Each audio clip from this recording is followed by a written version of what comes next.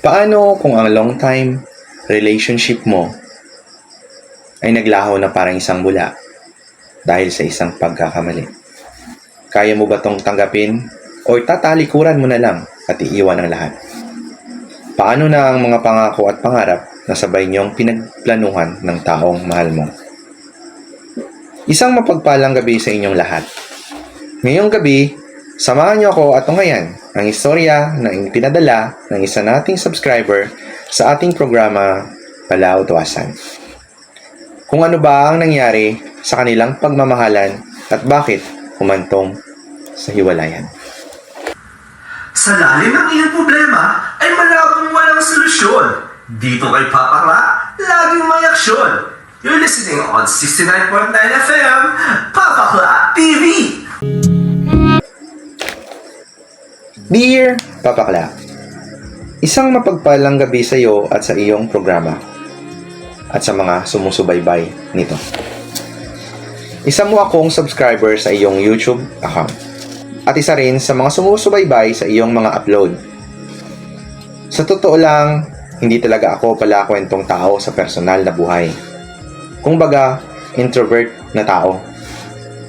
Mahiyain at palaging gustong mapag-isa. Mahilig akong sumulat at magbasa. Kaya naisipan ko pong magsulat ng aking karanasan at ibahagi sa iyong programa. Itago mo na lang ako sa pangalang Angel. This was happened 6 years ago habang ako ay nag-aaral nung college pa. I meet Martin, isa sa mga matatalinong estudyante sa aming section. Bukod sa matalino, may kapilyuhan din ng taong to. At trip niya palagi akong diskitahan. Kaya palagi akong asar na asar sa kanya. One time, munti ko nang maitapon ng daladala kong pagkain sa train. Nang bigla niya akong tinapunan ng palaka at saktong pumasok ang palaka sa hawak-hawak kong train. That time pang gustong-gusto ko na siyang sakalin.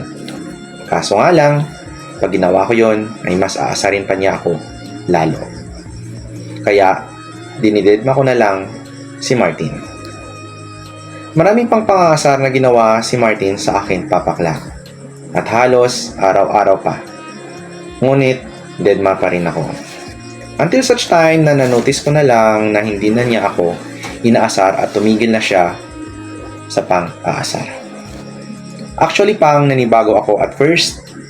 Baka kasi pakulo niya lang or nag-aantay lang siya ng magandang tiyempo para asarin ako ulit. Pero umabot na ng 1 linggo, ni wala akong natanggap na pangasar kay Martin. Somehow, Papakla, masaya ako, but in the other hand, nalungkot. Kasi sa araw-araw ka bang asarin, nasasanay na lang ako. Kaya yun, parang kulang ang araw ko kapag di niya ako inaasar. Lumipas pa ang mga araw, si Martin na dating inaasar ako ay tuluyan ng nanahimik. Actually pang namimiss ko ang dating makulit, pilyo at mapang-asar na si Martin. Nagiba na siya. Palagi na lang malayo ang tingin sa kawalan at malalim ang iniisip. Dahil sa kuryosidad, nilapitan ko siya at tinanong kung bakit ang tahimik niya at ang tamlay. At bakit hindi niya na ako inaasar. Yun pala napag-alaman ko sa kanya na namatay ang mama niya.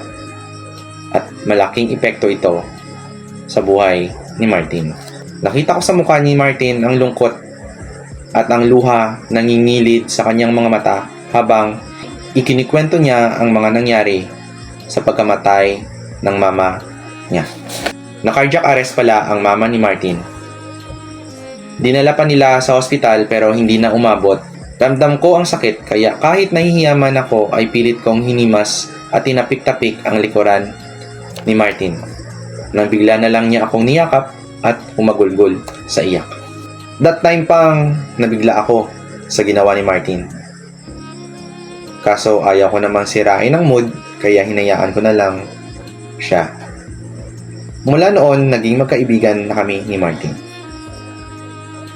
At kung gusto nyo pang malaman ang next episode ng kwento ni Angel at ni Martin, see you tomorrow sa continuation ng ating sulat na ipinadala ng ating subscriber sa ating YouTube account.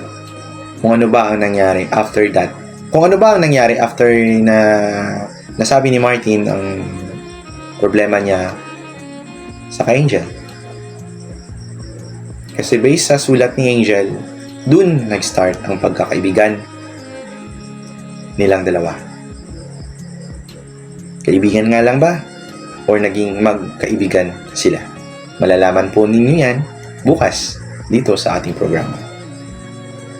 Before ako mag-end sa aking program, gusto ko lang muna mag-shoutout ng mga taong palaging nagsusubaybay at sumusuporta sa ating Facebook page. Isang napakagandang gabi kay Sir Fernando Aponyo and family, kay Ma'am Aileen Dadivas and family, kay Ma'am Sara Budjao and family. Maraming salamat po sa pagsubaybay at pag-comment sa ating programa. At sa mga hindi pa po naka-follow sa ating Facebook page, paki-click naman po ng follow at saka paki-share ng mga videos na ina-upload natin sa ating Facebook page. Hanggang sa muli, this is your Papa Kla saying, decide to choose what you want in life. Otherwise, someone will make the choice for you and you will regret it. This is your Papa Kla saying good night and God bless.